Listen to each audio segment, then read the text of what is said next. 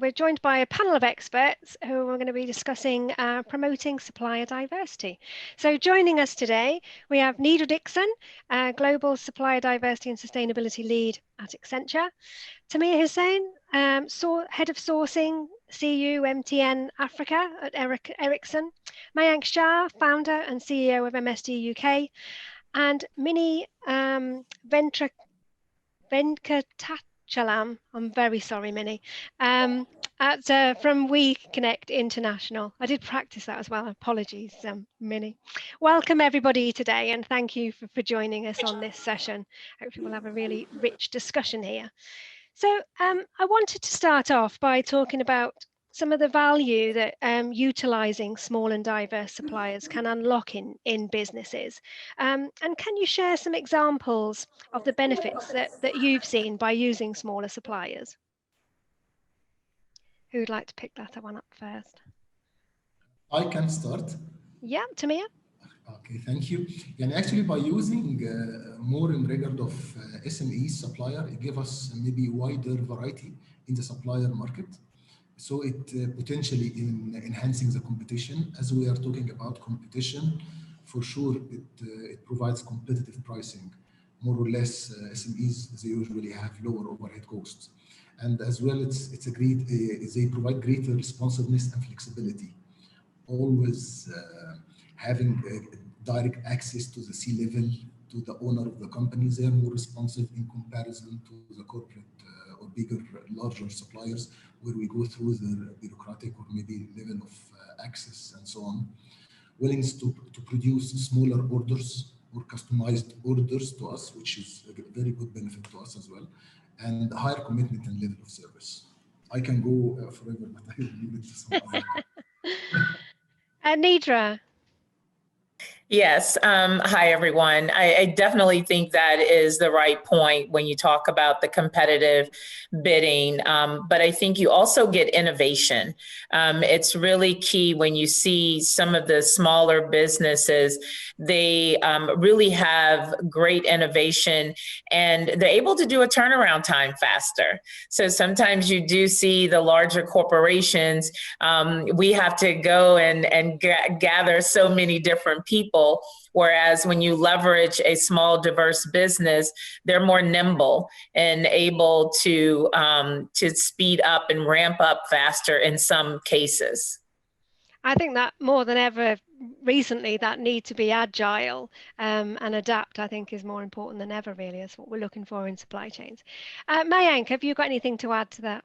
I think the one thing I would add, and this is from experience, we all know this year has been extremely challenging.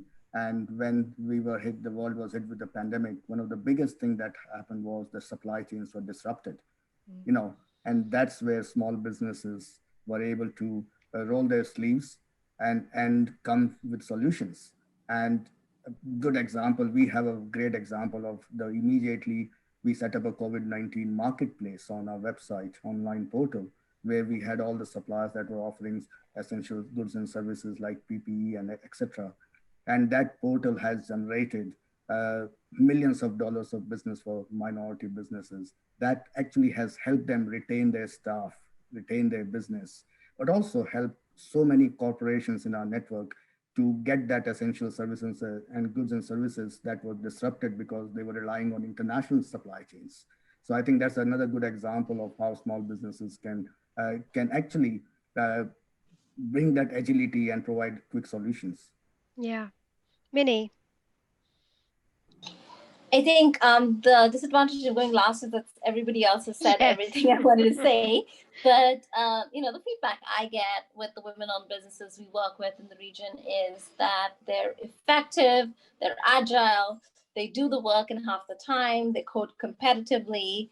And especially, like Mayank said, during this time of extreme challenge, small and medium enterprises have really stepped up. They've pivoted their offerings, and they have really stepped up to fill that gap to help supply chains just be more resilient.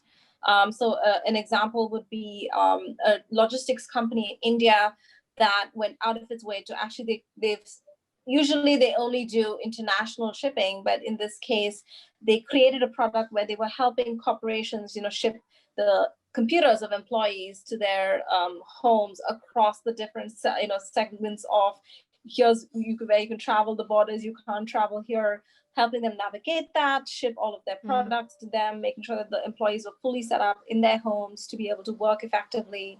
And this is just one example of how women-owned businesses immediately pivoted to help other organizations.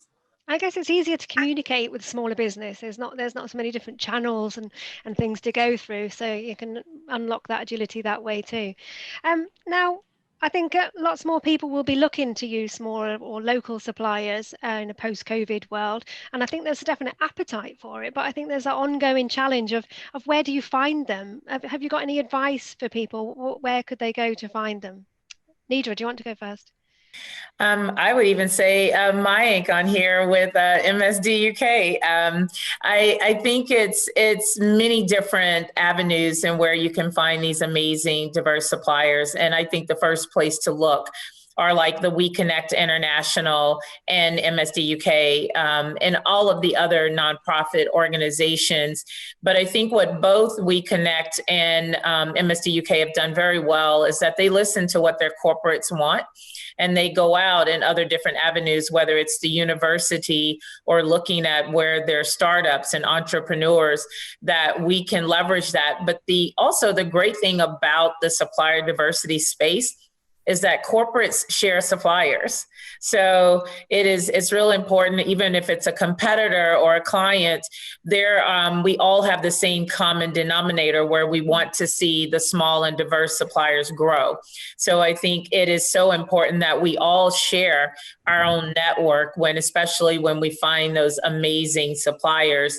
I've even shared some with my competitors at EY because they've just been amazing businesses. And it's something that I know they can benefit. And again, it's to help that business grow. And Tamia, how have you collaborated within your sector, or how have you reached out and found these smaller suppliers to work with? Yeah, actually, I believe it depends on country. In some countries, maybe there are some specific NGOs in regard of the government itself who we rely on, and we get the required data per sector. I believe as well, maybe the biggest thing that we rely on as well is the ICT. Now in the ICTs that we are trying to leverage on this. Sometimes as well, if we cannot find them, we try to publish what we are doing in regard maybe of how we can segment the business in regard of some small RFPs or so. So we can publish it into our website or other related websites as well, so they can approach us in return and so on.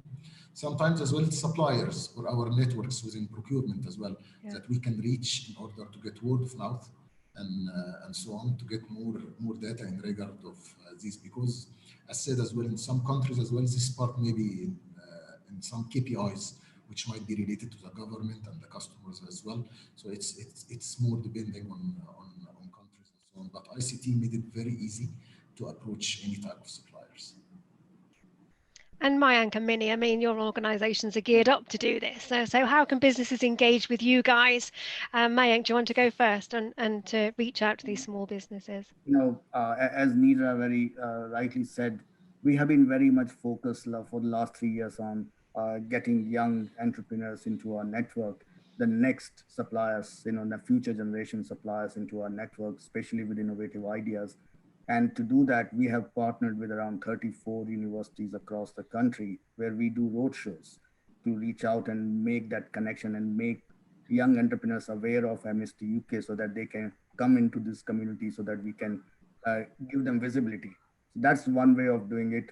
Other way, we have been here in the UK for the last 16 years now. So, we have built a really good reputation and the ecosystem of our partners, whether they are accelerators, investors, universities to almost, I always say that, I use this football analogy where all our corporate partners are like Premier League club and they are trying to, scout for talent, and we have become the ground for scouting for that talent, and we have all our corporate buyers who become like their scouts for the Premier League club who come to us and find some really good suppliers. So I think we have been doing this, and I'm really proud that we have more than 3,000 businesses that are part of our extended community.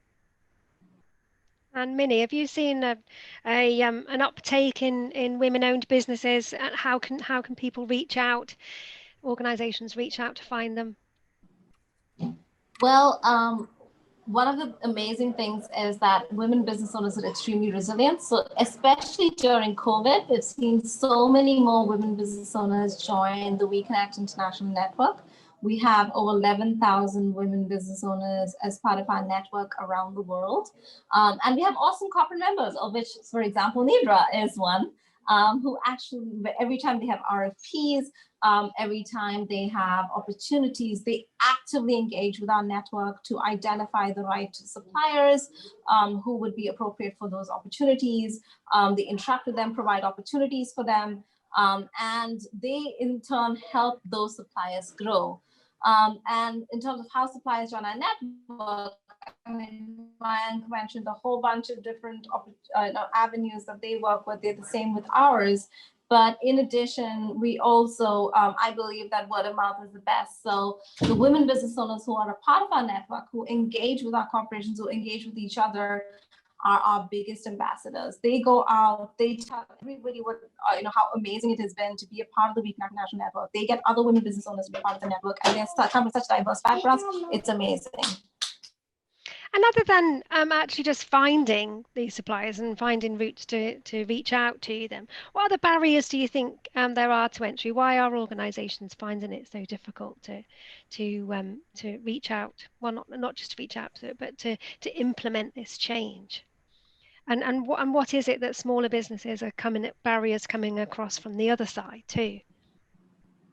I think it's oh, sorry, Mike. I think it's a couple of things. I think it's an education issue because, of not just knowing some of the channels to locate.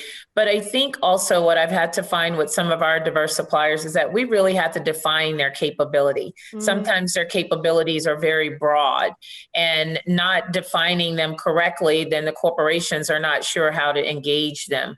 Like we are seeing some of our clients in pharmaceutical really wanting some very niche skill sets and niche things. And sometimes when our suppliers just list something so broad, then they're not sure how to connect. So I think it's that education issue on where to find them, and then how to really make sure that you are communicating the proper skill set so that the corporations will know. And then also I think it comes down to people wanting, whether you're needing local suppliers or are you needing global suppliers? So I think both, because some corporations are wanting to deal in their local market, which is really important that they understand their local base. And then there are some that will require regional or a global impact. So I always go back to the education factor from the corporates and then from the suppliers, being able to really communicate your skill set and your wheelhouse of what you do for corporates to understand. Tamia, how do you think we could, as procurement people, make it easier for smaller businesses to work with us?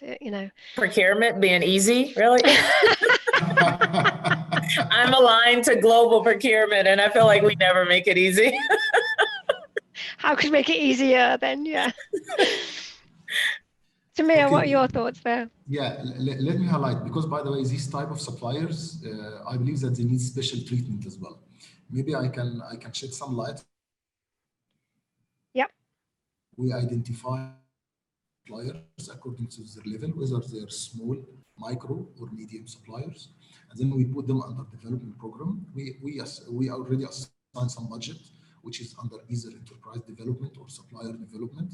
We get them into our system. These suppliers as well, they lack the big financials like others, so we provide them with a better payment terms compared to other suppliers. So for example, we're paying in 5 days for these specific suppliers.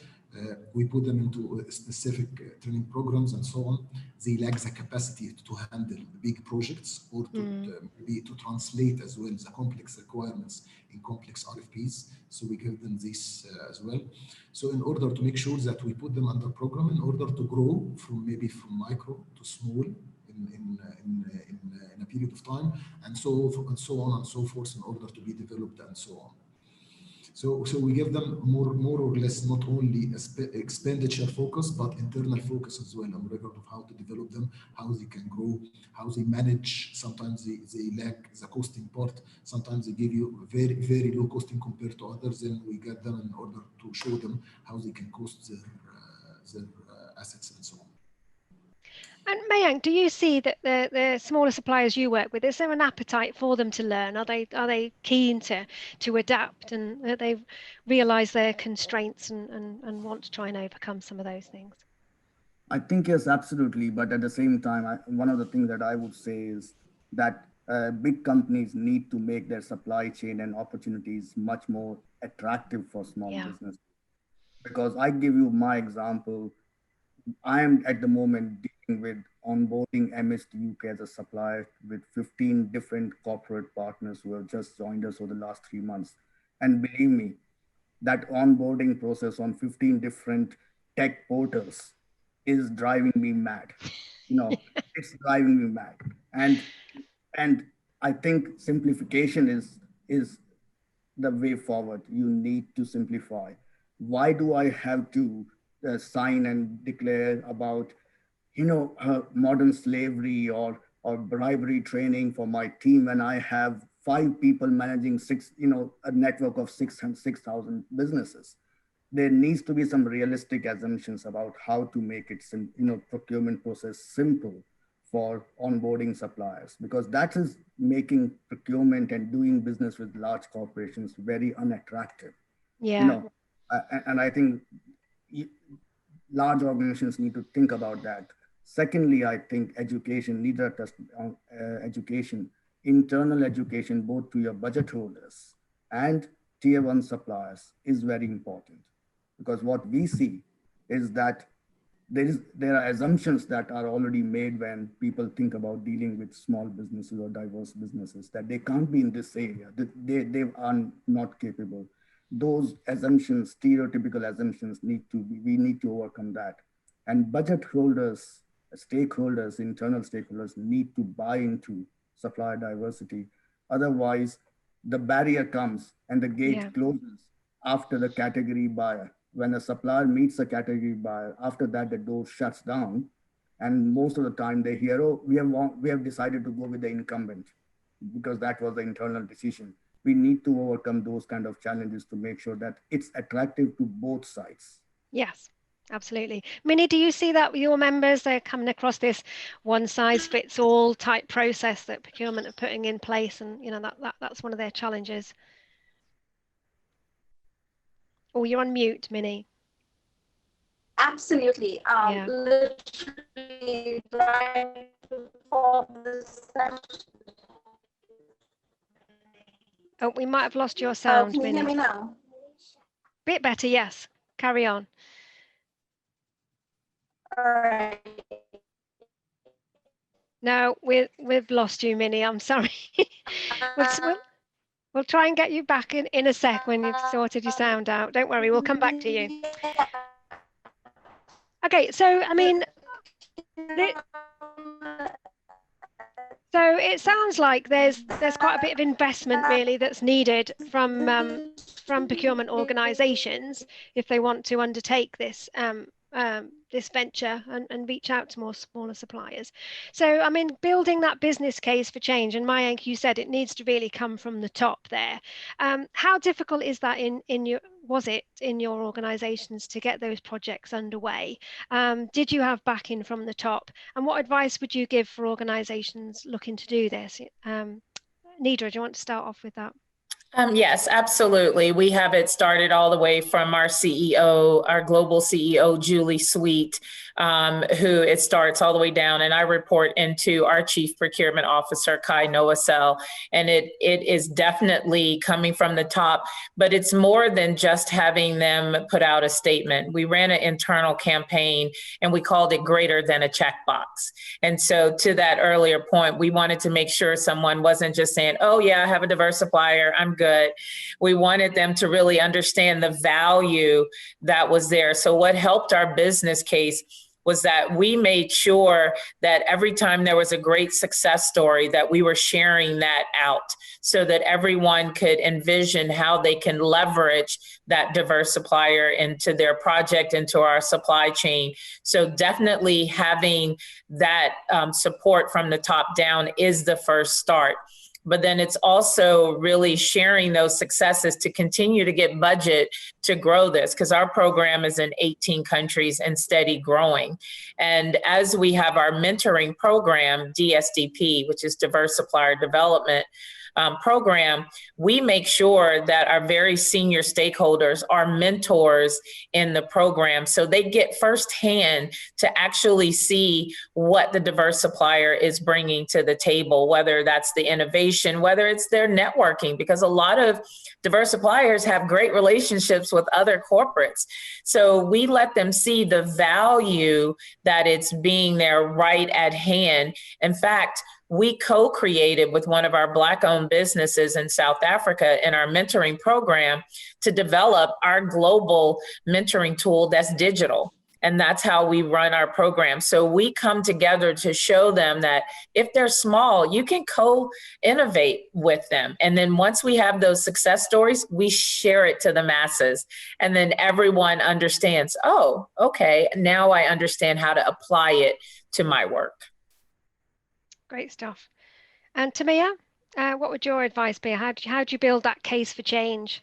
Yeah, actually, this has a couple of benefits, not only for, we are talking now about competitiveness and so on, but it's not only about this. It's about as well, part of this is for the society as well, because for SMEs, they account for big number of maybe GDP for each country and so on. So by having this, so we are developing as well this in order to grow for next milestones and so on.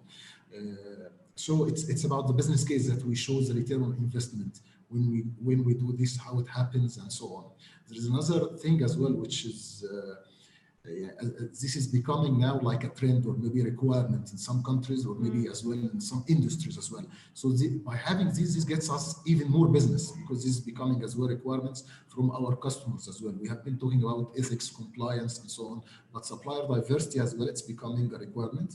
It's mandatory, maybe requirement in some countries. It's in others, it's a requirement from customers as well, like sustainability and so on. So it's getting more business in regard of this. So it's just to showing as well the return on investment, what we will be investing, what is the returns that will come. No need only to be monetary value, but it can be as well some other values as well that we can show or share or grow our shares as well. Yeah, Minnie, I'm going to come to you. Let's see if your sound is working fine. Can we hear you? Is that better? Yes, that's perfect. Brilliant. So good to have you back. No problem. It's the joys of Zoom, isn't it? And I was going to ask you really, there seems to be a resurgence of sustainability and a real appetite for procurement people to want to kind of build back a better, stronger supply chain in a post-COVID world. Are you seeing that this trend is increasing and there's more appetite for people to reach out to smaller suppliers? Definitely. So the buy local movements have definitely helped this in the different countries that we work in. In addition, sustainability in itself and the fact that working with diverse suppliers, smaller suppliers, women-owned suppliers is linked to achieving the sustainable development goals can show those direct impact is something that is really driving more corporations to start looking more into this, especially in the Asia Pacific region, where supplier diversity is not as well known a concept. Yeah, brilliant. Okay, great. Right, we're going to go to some questions. We've had some questions from the audience.